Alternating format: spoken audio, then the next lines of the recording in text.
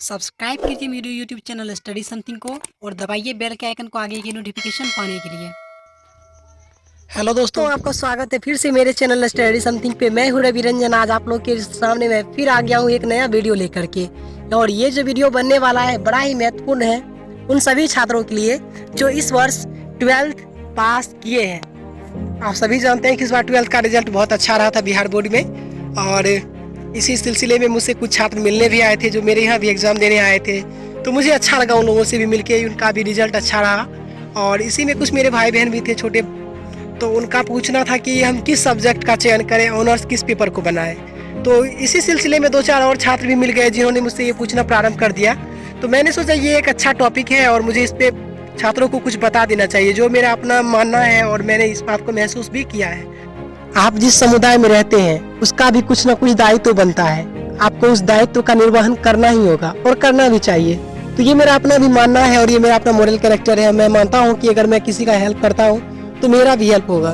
तो इसी उद्देश्य मैंने आज का ये वीडियो बनाया है और इसमें मैंने भरसक प्रयास किया आपके सारे कंफ्यूजन को दूर करने के, क्योंकि मैं भी छात्र हूँ, मुझे भी कभी कंफ्यूजन हुआ करता था।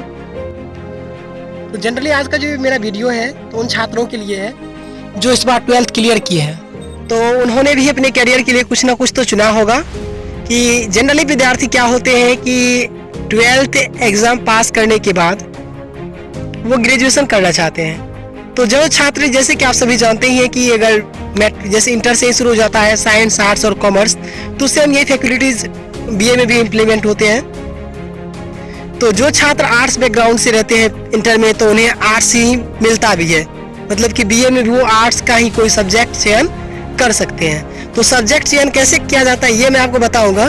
कि आप उसी पेपर को अपना ऑनर्स पेपर बना सकते हैं, यानी कि प्रतिष्ठा का विषय बना सकते हैं, जिसमें आपको कम से कम 45% हो। अब वहीं अगर बात करें हम साइंस बैकग्राउंड वाले छात्रों की, तो उनके पास ये ऑप्शन होता है कि वो आर्ट्स के किसी भी सब्जेक्ट को अपना ऑनर्स पेपर बना सकते हैं। आर्ट्स वाले साइंस का पेपर नहीं रख सकते, लेकिन आर्ट्स वाला वो भी पेपर केवल ऑनर्स बना सकते हैं जो उन्होंने 12th में पढ़ा होगा। सपोज आपने हिस्ट्री, ज्योग्राफी, पॉलिटी ये सब पढ़ा है, अगर इन सब में से आपको जिस सब्जेक्ट में भी 45% हो तो आप उसे ऑनर्स बना सकते हैं। तो ऑनर्स सब्जेक्ट, किसी भी सब्जेक्ट को ऑनर्स बनाने से पहले कुछ मूल बातें जो ध्यान में रखने योग्य है वो ये है कि आप किसी भी सब्जेक्ट को ऑनर्स बनाने से पहले आप उस सब्जेक्ट के बारे में जरा सा सोचिए। क्या होता है जनरली कि 12th तक विद्यार्थी सोचते नहीं किसी सब्जेक्ट को, वैसे मतलब किसी के कहने मात्र से बस एडमिशन ले लेते हैं कि चलो भाई ग्रेजुएशन भी किसी तरह कर लेते हैं। तो लेकिन देखिए ये विषय एक बड़ा ही विस्तृत विषय है और इस पर मैं ज़्यादा कह नहीं पाऊँगा कि कितना विस्तृत हो सकता है। जहाँ तक मेरा अपना अनुभव है, और मैं भी एक छात्र रहा हूँ और अभी भी मैं एक छात्री हूँ, तो सबसे बड़ी बात ये होती है कि जब छात्र 12th पास हो जाते हैं तो उन्हें वो सब्जेक्ट का सही चयन नहीं कर पाते।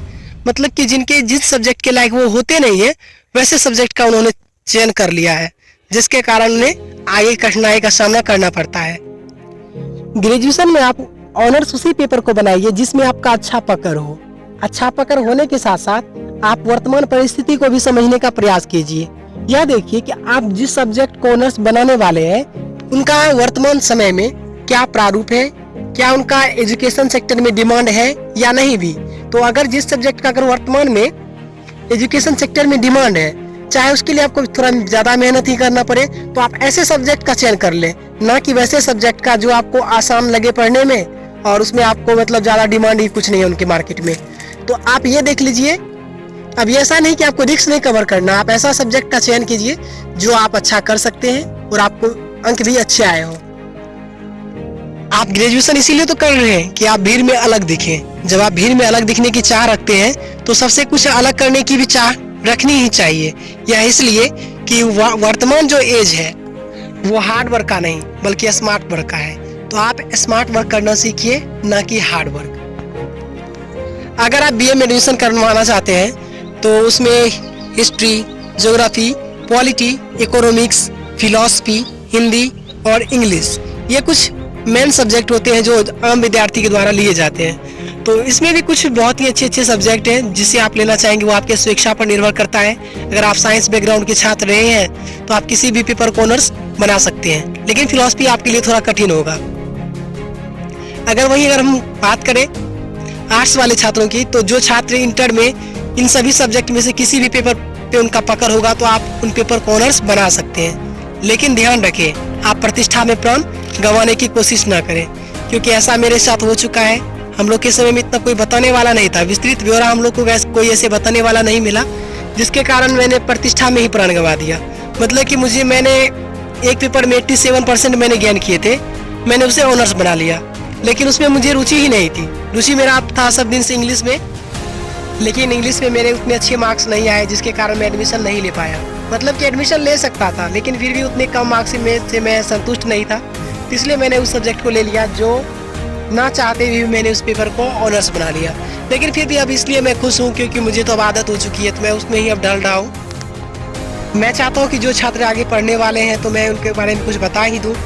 आप किने पे ना, बल्कि आप खुद को तौल के देखिए कि आप क्या कर सकते हो। आप उस पेपर को ऑनर्स बना लीजिए, बहुत ही अच्छा होगा।